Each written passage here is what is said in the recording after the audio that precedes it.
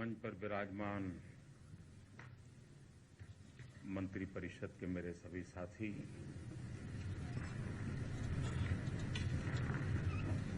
विद्यार्थी मित्रों और सभी गुरुजन, 5 सितंबर भारत के भूतपूर्व राष्ट्रपति डॉक्टर राधाकृष्णन जी का जन्मदिन शिक्षक दिवस के रूप में मनाया जाता है।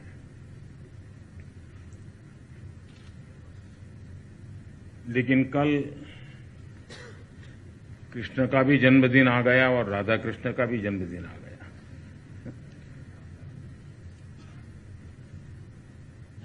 और इसके कारण विद्यार्थियों से मिलने का मुझे आज मौका मिला है।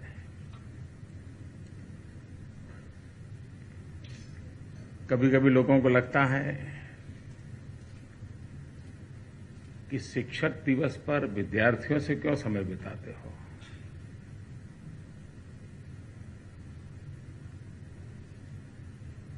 और मेरा अनुभव है कि शिक्षक की पहचान विद्यार्थी होता है। विद्यार्थी अपने कर्तृत्व से, अपने पराक्रम से अपने गुरुजन का नाम रोशन करता है। और शायद ही दुनिया में कोई ऐसा व्यक्ति होगा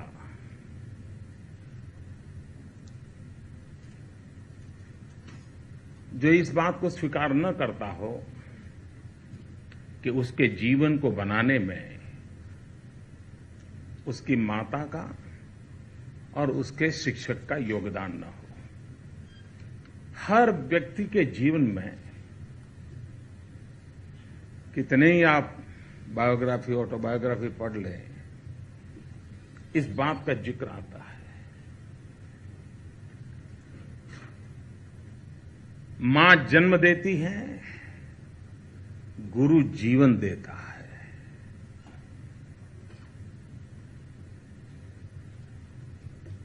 एक जीवन जीने की सेंस देता है। और हम लोगों के मन पर भी शिक्षक का इतना प्रभाव होता है। अगर हम 8वीं कक्षा में पढ़ते हो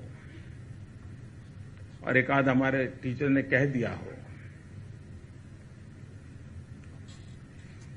कि रात को सोते समय पीलो ऐसे रखो, हमने कभी उसको नहीं पूछा होगा कि आप ये कहां से लाए, पढ़ा था, कहां पढ़ा था, किस साइंस में है, कौन डॉक्टर कहता है। लेकिन हमारे मन में ऐसा रजिस्टर हो जाता है, जब भी सोने के लिए जाते हैं तो वो टीचर याद आते, वो पीलो याद आता है। हम भूल नहीं सकते, जीवन भर नहीं भूल सकते। हर व्यक्ति के जीवन में, अपने बचपन में, अपने टीचर ने कही हुई कोई न कोई ऐसी बात होगी जो हमारे जीवन का हिस्सा बन गई होगी। लेकिन करीब करीब हम सब लोग ऐसे होंगे कि टीचर ने हमें जो कठिन बात बताई होगी वो हम सब बिना भूले भूल गए होंगे।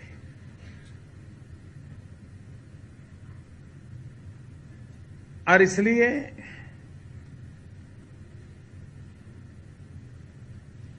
विद्यार्थी के जीवन में शिक्षक का महात्म्य क्या है और शिक्षक के जीवन में विद्यार्थी का महत्व क्या है, ये जब तक आपसी समझदारी विकसित नहीं होती है तब तक एक गैप बना रहता है। कभी कभी तो मुझे लगता है कि जिन शिक्षक मित्रों को लिखने की आदत हो, उन्होंने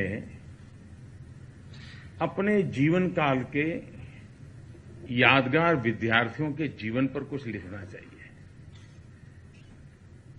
कि जब मैं टीचर था तो 8वीं कक्षा में कैसा बच्चा था, ऐसा करता था, ऐसा व्यवहार था। तब पता चलेगा कि शिक्षक ने विद्यार्थी के जीवन में कितना वो इन्वॉल्व था। सिर्फ रिजल्ट आए और अच्छे मार्क्स लाने वाले विद्यार्थी दिखाई दें और बाकी विद्यार्थी नजर ना आए तो मैं मानता हूं वो शिक्षक अधूरा है। उसके साथ जीने वाले, और हमें ये न भूलें कि एक उम्र के बाद विद्यार्थी सबसे ज्यादा, बालक सबसे ज्यादा समय किसी के साथ बिताता है तो अपने शिक्षक के साथ बिताता है, परिवार के साथ भी कम बिताता है। और ऐसे समय शिक्षक का बहुत बड़ा दायित्व होता है। डॉक्टर राधाकृष्णन जी जीवन के सर्वोच्च स्थान पर पहुंचने के बावजूद भी अपने भीतर के शिक्षक को उन्होंने अमर बनाए रखा था, उसे कभी मरने नहीं दिया। शिक्षक कभी उम्र से बंधा नहीं होता है। शिक्षक कभी रिटायर्ड हो ही नहीं सकता है अगर वो सच्चा शिक्षक है तो। आपने देखा होगा कभी कभी गांव में दादा होंगे 80-90 साल के, लेकिन अगर वो टीचर रहे होंगे तो 90 साल की उम्र में भी पोते के पोतों को भी बैठ करके पढ़ाते होंगे। पोता कहता होगा कि अब सिलेबस बदल गया है, फिर भी दादा कहते होंगे नहीं ये पढ़ो। ये जो उसके रगों में शिक्षकत्व रहा है वो उसे इस काम को करने की प्रेरणा देता है।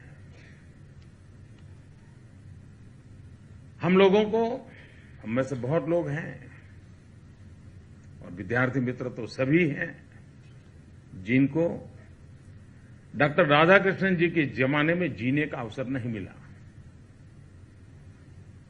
लेकिन अभी अभी हमें डॉक्टर अब्दुल कलाम जी को तो निकट से हम लोगों ने देखा है।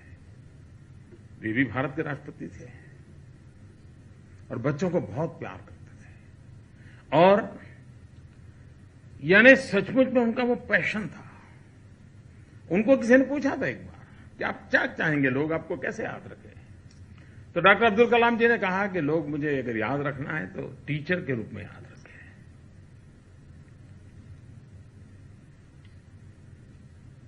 मेरे लिए अब ये उनके सिर्फ शब्द नहीं थे। राष्ट्रपति पद से मुक्त होने के दूसरे ही दिन वे चेन्नई चले गए और चेन्नई में जाकर के क्लासरूम में बच्चों को पढ़ाना शुरू कर दिया। और जीवन के अंतकाल में भी विद्यार्थियों के साथ अपने विचारों का विमर्श करते करते ही उन्होंने अपना देह छोड़ दिया।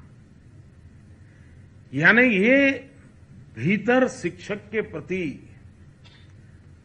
अपने आप में संजोया हुआ समर्पण भाव कितना उत्तम होगा कि जिसके कारण वे एक पल भी जीवन में विद्यार्थी से अलग नहीं हो पाए, विद्या के मार्ग से अलग नहीं हो पाए और हर पल नई प्रतिभाओं को खोजते रहे। हमारे देश में इस बात को हमें स्वीकार करना होगा और दुनिया के हर देश में, वे शिक्षक दिवस सिर्फ हमारे यहां मनाया जाता है नहीं, दुनिया के कई देशों में मनाया जाता है। अलग अलग इंस्पिरेशन होता है लेकिन मनाया जाता है। और उसका कारण यह है कि ये जो व्यवस्था है, ये व्यवस्था निरंतर प्राणवान बनी रहनी चाहिए। विद्यार्थी का शिक्षक के प्रति आदर, शिक्षक का शिक्षा के प्रति समर्पण और विद्यार्थी और शिक्षक के बीच में एक अपनत्व का भाव, यही एक जोड़ी होती है जो न सिर्फ ज्ञान परोसती है लेकिन जीवन जीने की कला भी सिखाती है और सपने संजोने की आदत भी बनाती है। और इसलिए हम लोगों का प्रयास रहना चाहिए। और ये जरूरी नहीं है कि बड़े बड़े लोग ही उत्तम शिक्षक होते हैं, ऐसा नहीं होता है। मुझे कभी एक बार किसी ने अनुभव बताया था। एक आंगनवाड़ी में काम करने वाली महिला, आंगनवाड़ी की वर्कर, वो खुद 5वीं कक्षा तक पढ़ी होगी, ज्यादा पढ़ी नहीं होगी, 5वीं 7वीं कक्षा में। और आंगनवाड़ी में वो गरीब परिवार के बच्चे आंगनवाड़ी में आते हैं, उनको 2 घंटे 3 घंटे गीत करना, खिलाना, खेलना, ऐसा ही छोटे मोटे कार्यक्रम रहते हैं आंगनवाड़ी में। लेकिन इस महिला में, आंगनवाड़ी वर्कर में, उन बच्चों के प्रति इतना लगाव था। गरीब होने के बाद उसने काम शुरू किया। देखिए संस्कार कैसे करता है टीचर। अपनी जो साड़ी थी, अब गरीब परिवार में साड़ी पुरानी हो तो उसको जितना लंबा खींच सके खींचते हैं, और बाद में सोचते हैं कि जब बर्तन बेचने वाला आएगा तो साड़ी के बदले में कुछ बर्तन खरीदेंगे, कोई न कोई चीज खरीदने का प्रयास करते। ये आंगनवाड़ी वर्कर जो कि गरीब थी, उसने क्या किया, अपनी जो पुरानी साड़ी थी उसके छोटे छोटे टुकड़े करके हाथ से उसकी बॉर्डर को ठीक करके उसका छोटा छोटा हैंडकरचिप बनाया। बाजार से वो अपने जेब के पैसों से सेफ्टी पिन ले आई, और उसके आंगनवाड़ी में जो 20-22 बच्चे आते थे, जब वो स्कूल आते थे तो उनके पास यहां पिन लगा करके वो हैंडकरचिप लगा देती थी, और बच्चों को समझाती थी कैसे हाथ पहुंचना, कैसे नाक पहुंचना, हैंडकरचिप का कैसे उपयोग करना, और रेगुलर सिखाती थी। और बच्चे जब वापस जाते थे तो फिर वो निकाल देती थी और घर ले जाकर के धो करके दूसरे दिन ले आती थी। आप मुझे बताइए कि एक टीचर ने उन बच्चों को जीवन को कितना बड़ा संस्कार किया होगा। यानी ये जब इन्वॉल्वमेंट होता है, ये जब विद्यार्थी के प्रति भी शिक्षक का भक्ति भाव होता है, तब जाकर के सहज रूप से प्रवृत्ति बनती है, और उस प्रवृत्ति से हम जिस प्रकार का जीवन चाहते जीवन बनता है। जैसा एक कुम्हार मिट्टी का लौंदा लेकर के उसको संभालता भी है और शेप भी देता रहता है, एक हाथ से संभालता है, दूसरे हाथ से शेप देता है, टीचर भी एक एक बालक के जीवन को संवारता है। आज शिक्षक दिवस पर विद्यार्थी के मन में भी शिक्षक के प्रति वो भाव आवश्यक है, और शिक्षक के लिए भी ये और व्यवसाय जैसा व्यवसाय नहीं है, ये उससे कुछ +1 है। एक डॉक्टर ऑपरेशन करके अगर किसी की जिंदगी बना दे, बचा ले, कठिन से कठिन ऑपरेशन करके, तो देश भर के अखबारों में उसकी स्टोरी छपती है। लेकिन एक टीचर ऐसे जीवन काल में 100 डॉक्टर बना दे तो उस टीचर की तरफ ध्यान नहीं जाता है। आज का समय उन तपस्याओं का स्मरण करने का समय है कि अगर हमें अच्छे डॉक्टर मिले होंगे, अच्छे इंजीनियर मिले होंगे, अच्छे साइंटिस्ट मिले होंगे, तो उसके पीछे कोई न कोई शिक्षक होगा जिसने उसे बनाया होगा और जो देश को बनाने में लगा होगा। और इसलिए हम सबके लिए, हमारे शिक्षकों के प्रति, और एक जमाना था जब मैं छोटा था, गांव में शिक्षक तो इतना आदर का केंद्र रहता था। परिवार में कोई भी शुभ प्रसंग हो तो सबसे पहले बच्चों को कहते थे घर वाले, देखो भाई तुम्हारे टीचर के यहां ये रख के आ जाओ, दे के आ जाओ, ये प्रसाद टीचर के यहां रख दो। यानी एक इस प्रकार का पूरे गांव का एक सम्मानजनक व्यवस्था। इन व्यवस्थाओं को हमें फिर से विकसित करना होगा, और हर चीज रुपये पैसों से होती नहीं है, संस्कार से होती है, अपनेपन से होती है, उसके महात्म्य से होती है। इस प्रकार के कार्यक्रमों के द्वारा उन चीजों को पनपाने का प्रयास है, एक व्यापक रूप में बने। शिक्षक दिवस पहले भी मनाया जाता था, लेकिन क्या होता था, कुछ स्कूल में होता था तो उस दिन एक आध टीचर अगर बड़ा उत्साही हो, इनिशिएटिव लेता है, तो सुबह असेंबली में डॉक्टर राधाकृष्णन के जीवन पर कुछ बता देता था, या तो फिर कहते थे कि भाई आज टीचर बनना है, तो विद्यार्थी भी क्या सोचते थे, टीचर बनना मतलब कपड़े बदलना। पहले स्कूल के यूनिफॉर्म में आते थे, तो आज कुछ टीचर जैसे कपड़े पहन के आना, बच्चियां हैं तो साड़ी पहन के आना, फिर क्लासरूम में जाकर के एक आध पीरियड पढ़ाना और खुशी करना। ये इससे आगे नहीं होता था। हमारी कोशिश है कि इस प्रेरक पर्व को हमारी व्यवस्थाओं में प्राण कैसे लाया जाए, व्यवस्था को प्राणवान कैसे बनाया जाए,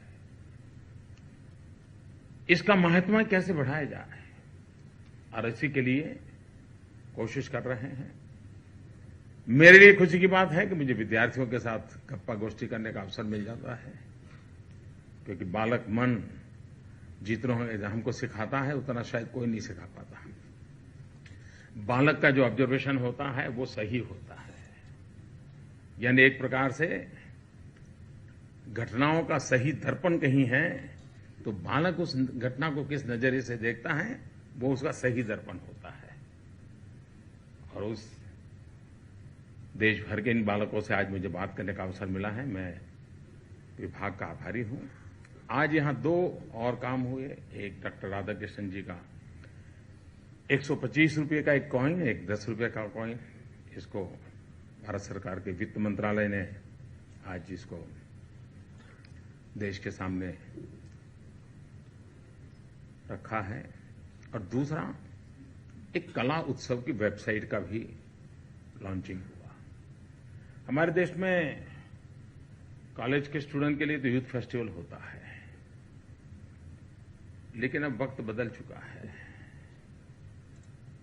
हमारे छोटे छोटे बालकों में भी इतनी टैलेंट होती है, उनको अवसर मिलना चाहिए। और देश रोबोट तैयार करना नहीं चाहता है।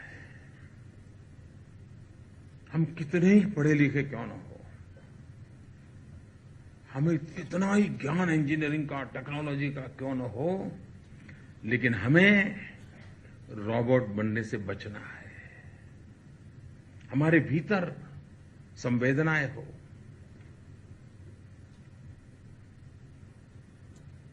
और ये कला साधना से आती है, कला के साक्षात्कार से आती है, कला के साथ सहजता से आती है। और बिना कला के जीवन एक प्रकार से रोबोट सा बन जाता है। इस कला उत्सव के माध्यम से हमारे स्कूल के जो बालक हैं उनको अवसर मिले उनकी प्रतिभा को निखारने का। लेकिन ये सिर्फ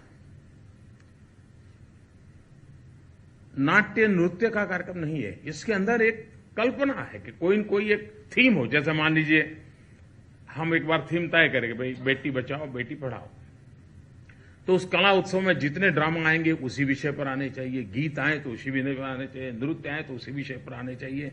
तो पूरे देश में कला उत्सव के साथ साथ एक सामाजिक दायित्व का माहौल भी बनेगा। और इसलिए और उसको वेबसाइट पर रखा है। मैं चाहूंगा कि देश भर के सभी स्कूल के लोग इसके साथ अपने आप को जोड़ेंगे और कला उत्सव को सचमुच में एक उत्सव के रूप में तैयार करेंगे, मैं अपेक्षा करता हूं। मैं फिर एक बार आज डॉक्टर राधाकृष्णन जी को नमन करता हूं, देश के सभी गुरुजनों को नमन करता हूं और सभी शिक्षकों से अपेक्षा करता हूं कि हमारा काम है पीढ़ियों को बनाना, पीढ़ियों को बढ़ाना, वही देश को बढ़ाएंगे। उस काम को हम सब मिलकर करें, इसी अपेक्षा के साथ बहुत बहुत धन्यवाद।